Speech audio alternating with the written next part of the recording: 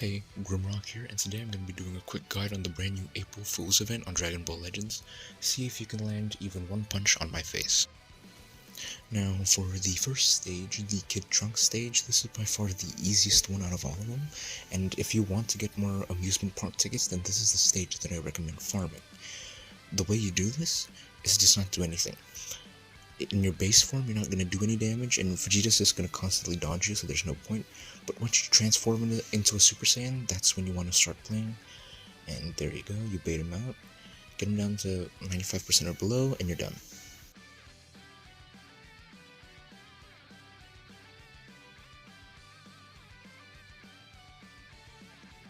Now time for the second stage, the Teen Trunks stage.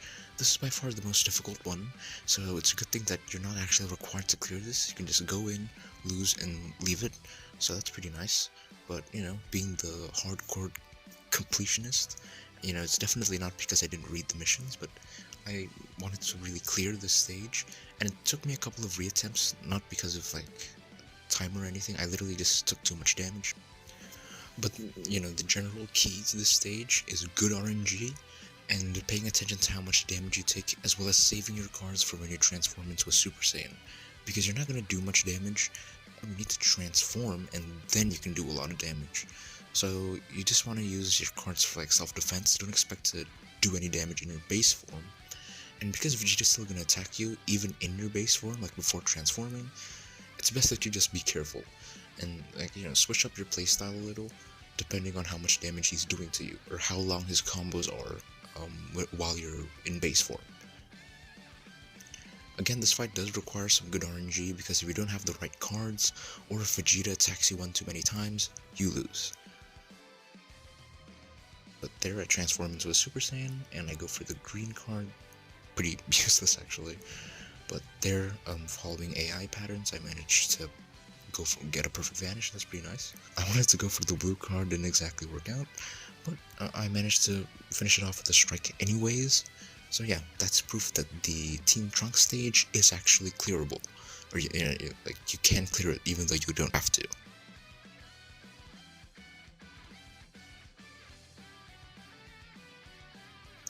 And now for the third and final stage, the Super Trunks stage. This stage is a little bit different.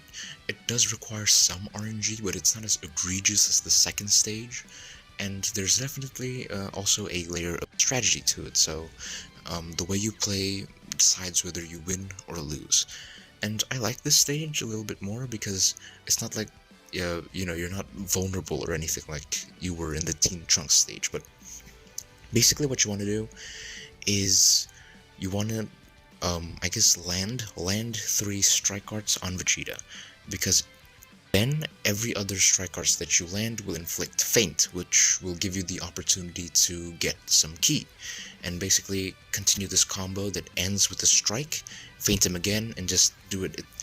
It's a stage that requires a lot of cheese. I will say that. It does require a lot of cheese, and again, there is some level of, relying on whether or not Vegeta destroys your cards, or, does too much damage to you. There's a lot to consider. But it's not too difficult, and once you do get all of the, all 3 strikes, and then, you start rolling there you go, that's the first one.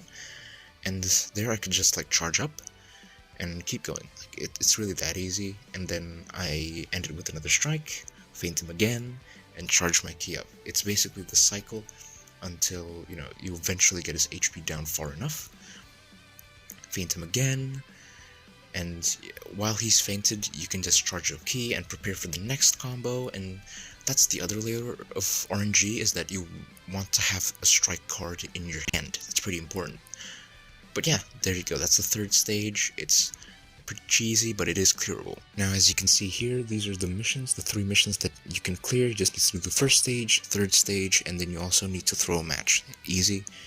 And then you can get another PvP message from the exchange shop just by exchanging 5 tickets.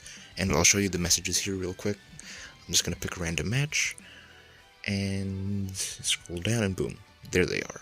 They look pretty good. I actually really like them. But yeah, that's gonna do it for this April Fool's event, the See If You Can Land Even One Punch on My Face event. It was a pretty fun event, it's unique, and I enjoyed it a lot. I honestly want to see more of this style of events, and I think this kind of content is reason to look forward to next year's April Fools.